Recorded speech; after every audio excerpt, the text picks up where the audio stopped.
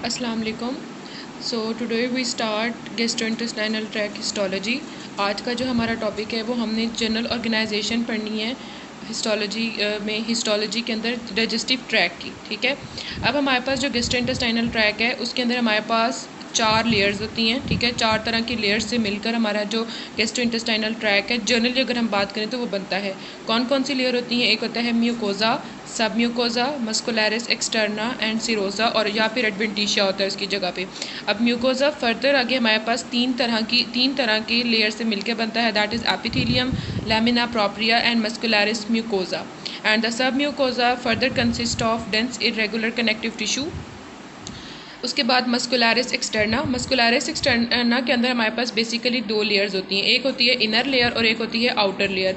Inner layer के अंदर हमारे पास circular smooth muscle fibres present होते हैं और आउटर लेयर के अंदर longitudinal smooth muscle fibres present होते हैं।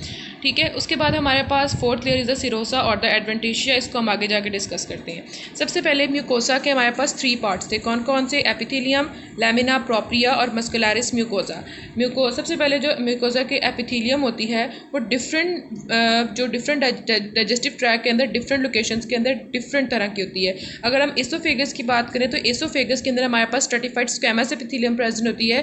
क्यों प्रेजेंट? हम सोच सकते हैं कि स्ट्रेटिफाइड स्क्वैमस ही क्यों, तो हमें पता है कि जब एसोफेगस में से फूड पास करता है बोलस तो उसकी वहाँ पर फ्रिक्शन प्रोड्यूस होती है, तो उस फ्रिक्शन को प्रिवेंट करने के लिए हमारे पास स्ट्रेटिफाइड स्क्वैमस एपिथेलियम प्रेजेंट होती है। उसके अलावा बाकी जितना भी डाइजेस्टिव ट्रैक होता है उसके अंदर हमारे पास सिंपल कोलमनार एपिथेलियम होती है except anal canal. Anal canal के अंदर हमारे पास बाद में पढ़ेंगे कि उसमें क्या सीन है। अच्छा, उसके बाद हमने पढ़ा कि उसके बाद हमारे पास स्मॉल इंटेस्टाइन और लार्ज इंटेस्टाइन के अंदर एक स्पेशलिटी ये होती है कि simple columnar epithelium with goblet cells present होते हैं। ठीक है, किस लिए प्रेजेंट होते हैं? For the purpose of digestion and absorption. अब एनल केनाल में देखें तो एनल केनाल के 4 पार्ट होते हैं। जो सबसे ऊपर वाला पार्ट होता है वहाँ पर सिंपल कोलमनार एपिथेलियम प्रेजेंट होती है। उससे जो उसके बाद जो पार्ट होता है उसमें प्रेजेंट होती है सिंपल क्यूबॉइडल। तीसरे हिस्से में प्रेजेंट होती है नॉन कैरेटिनाइज स्ट्रेटिफाइड स्क्वैमस और चौथे हिस्से में कैरेटिनाइज स्ट्रेटिफाइड स्क्वैमस। ये चीज़ें आपको थोड़ी सी याद करनी पड़ेगी। उसके बाद आ जाता है सेकंड पार्ट म्यूकोजा का है, वो है लैमिना प्रोप्रिया। लैमिना प्रोप्रिया के अंदर बेसिकली हमारे पास कनेक्टिव टिश्यू होता है जिसके अंदर हमारे पास mucosal glands, lymph vessels, blood vessels, उसके अलावा mucosa associated lymphatic tissue present होता है। ये जो म्यूकोजा एसोसिएटेड लिम्फेटिक टिश्यू होता है ये डिफ्यूज भी हो सकता है और न्यूड्यूलर भी हो सकता है। ठीक है, इसके अंदर इसके अलावा जो इसके अंदर कैपिलरीज होती हैं वो फेनेस्ट्रेटेड वैरायटी में होती है। फेनेस्ट्रेटेड होते हैं जिसके अंदर पोर्स होते हैं और उन पोर्स की वजह से जो एब्जॉर्प्शन है वो उसमें फैसिलिटेशन प्रोवाइड होती है। उसके अलावा जो लैमिना प्रोप्रिया है इलियम का और अपेंडिक्स का, उसके अंदर लिम्फेटिक नोड्यूल्स की एग्रीगेट्स होते हैं। ठीक हो गया। और जो इलियम के अंदर इसका लैमिना प्रोप्रिया होता है ना, लैमिना प्रोप्रिया जो इलियम का होता है उसके अंदर लिम्फेटिक नोड्यूल जो एग्रीगेशन बनाते हैं उनको हम नाम देते हैं पेयर पैचेस का। Next is muscularis mucosa. ठीक है, अब मस्कुलरिस म्यूकोजा जो है, वेट मैं आपको एक डायग्राम बना के दिखाती हूँ, वहाँ से आपको अच्छी समझ आएगी। अच्छा, अब हमारे पास थी मस्कुलरिस म्यूकोजा। तो अब ये हमारे पास सबसे पहले क्या थी? म्यूकोजा के एपिथेलियम है, उसके बाद लैमिना प्रोप्रिया है और थर्ड उसका कंपोनेंट है मस्कुलरिस म्यूकोजा। मस्कुलरिस म्यूकोजा के बाद सब म्यूकोजा है। तो हमारे पास ये जो मस्कुलरिस म्यूकोजा है ये बाउंड्री बनाती है between the sub mucosa and the lamina propria. ठीक हो गया, ये बात मैं आपको दिखाना चाह रही थी यहाँ से। अच्छा, अब ये जो हमारे पास मस्कुलरिस म्यूकोजा है इसके अंदर basically smooth muscle fibres present होते हैं जो कि 2 लेयर्स बनाते हैं, एक इनर सर्कुलर और दूसरी आउटर लॉन्गिट्यूडनल। और इस मस्कुलरिस म्यूकोजा का काम क्या होता है कि ये इंडिपेंडेंट लोकल मूवमेंट करवाती है और फोल्डिंग करवाती है म्यूकोजा की, ताकि एब्जॉर्प्शन में और डाइजेशन में उसको हेल्प हो सके। ठीक है, उसके बाद नेक्स्ट इज़ द म्यूकोजा। अब म्यूकोजा हमारे पास बाउंड्री बनाती है किसके दरमियान? Between the sub mucosa and the दूसरी लेयर कौन सी थी? Muscularis externa. अगर हम यहाँ पर देखें तो this one is the muscularis externa and this one is the okay sorry, ये जो 3 थी ये 3 क्या बना रही थी? म्यूकोजा बना रही थी। ठीक है, तो दरमियान में ये क्या है? सब म्यूकोजा। तो सब म्यूकोजा बाउंड्री बनाती है between the mucosa and the muscularis externa. ठीक है, उसके अलावा इसकी स्पेशलिटी क्या है कि इसके अंदर एक स्पेशल नर्व प्लेक्सिस प्रेजेंट होता है जिसको हम नाम देते हैं सब म्यूकोजल नर्व प्लेक्सिस का या मीजनर प्लेक्सिस बोलते हैं। ठीक है, ये हमारे पास बेसिकली इंटायरिक नर्वस सिस्टम का एक कॉम्पोनेंट होता है जिसके अंदर हमारे पास न्यूरॉन्स के नेटवर्क्स होते हैं और अनमाइलिनेटेड नर्व फाइबर्स के। उसके अलावा इसके अंदर motor neuron, sensory neuron, mix neuron, तीनों तरह के प्रेजेंट होते हैं। और ये मस्कुलरिस म्यूकोजा को और इंटेस्टिनल ग्लैंड्स को इन्होंने इनर्वेशन प्रोवाइड करनी होती है।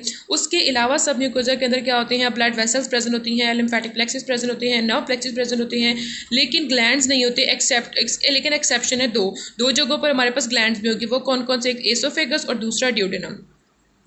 उसके बाद next third layer is the muscularis externa. अब मस्कुलरिस एक्सटर्ना के अंदर बेसिकली 2 थिक कंसेंट्रिक लेयर्स होती हैं, ठीक है। अगर हम इनको हिस्टोलॉजिकली देखेंगे तो अगर हम मस्कुलरिस म्यूकोजा को देखें तो इसके अंदर बेसिकली 2 लेयर्स होती हैं। एक हिस्टोलॉजिकली तो 2 लेयर्स होती हैं, ठीक है, स्मूथ मसल्स की। अगर हम उसको हिस्टोलॉजिकली देखें तो हमारे पास inners 1 circular and outer 1 is the longitudinal. और अगर एक्चुअली उसको देखेंगे तो हमारे पास वो बेसिकली स्पायरल फॉर्म में अरेंज हुई होंगी, और जो इनर 1 होगी वो टाइट स्पायरल होगी, और जो आउटर 1 होगी that is the loose spiral. उसके अलावा जब इनकी कॉन्ट्रैक्शन होगी तो डाइजेस्टिव ट्यूब के अंदर फूड कंटेंट पड़ा होगा, उसकी मिक्सिंग और प्रोपल्जन होगी।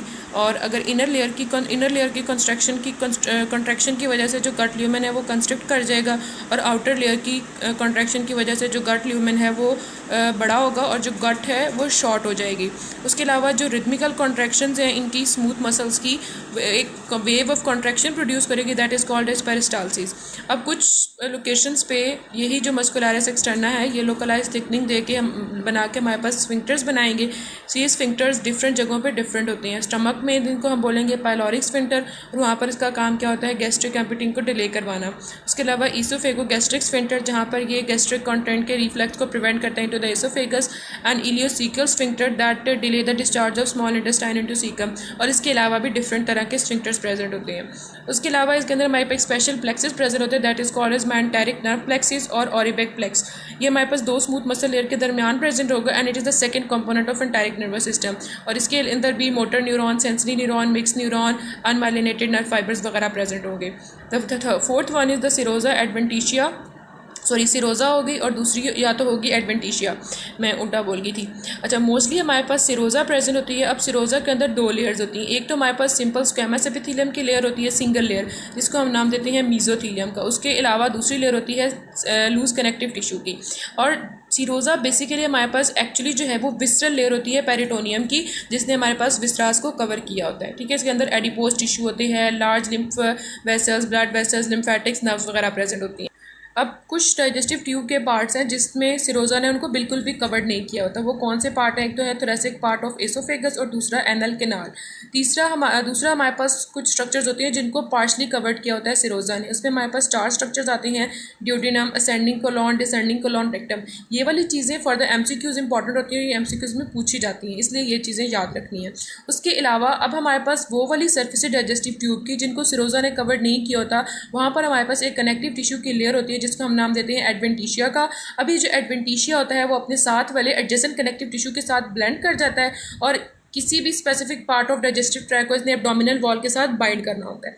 अगर हम अब डिफरेंस देखें सिरोजा और एडवेंटिशिया का, सिरोजा हमारे पास बेसिकली आउटर मोस्ट लेयर होती है जिसको हम विसरल लेयर भी बोलते हैं, एब्डोमिन और थॉरक्स की, जबकि एडवेंटिशिया हमारे पास outermost connective tissue layer होती है जिसने ब्लड वेसल को या किसी ऑर्गन को या किसी भी स्ट्रक्चर को कवर किया होता है। अब जो सिरोजा है वो इंट्रापेरिटोनियल ऑर्गन्स को कवर करती है। इंट्रापेरिटोनियल ऑर्गन्स वो होती है जिनको तकरीबन कंप्लीटली जो है वो विसरल लेयर ऑफ पेरिटोनियम ने कवर्ड किया होता है, और जो एक्स्ट्रा पेरिटोनियल ऑर्गन्स होते हैं उनको एडवेंटिशिया कवर करता है। एडवेंटिशिया मतलब जिनको पार्शली हमारे पास विसरल लेयर ऑफ पेरिटोनियम ने कवर्ड किया होता है। उसके अलावा सिरोजा का काम क्या होता है कि इसने जो बॉडी के इंटरनल स्ट्रक्चर है उनको लुब्रिकेशन प्रोवाइड करनी होती है, और जो एडवेंटिशिया होता है उसने जो इंटरनल स्ट्रक्चर्स हैं उनको आपस में जोड़ के रखना होता है। जैसे हमने पढ़ा कि वो जो स्पेसिफिक पार्ट्स होते हैं डाइजेस्टिव ट्रैक उनको एब्डोमिनल वॉल के साथ जोड़ के रखता है। So this is all about journal plan. और इसी तरह इंशाल्लाह हम कोशिश करेंगे कि मज़ीद हिस्टोलॉजी की वीडियोस इस तरह शॉर्ट नोट बना के आती रहें, और मैं इंशाल्लाह ताला इनकी नोट्स की पिक्चर्स फेसबुक पे अपलोड कर दूँगी।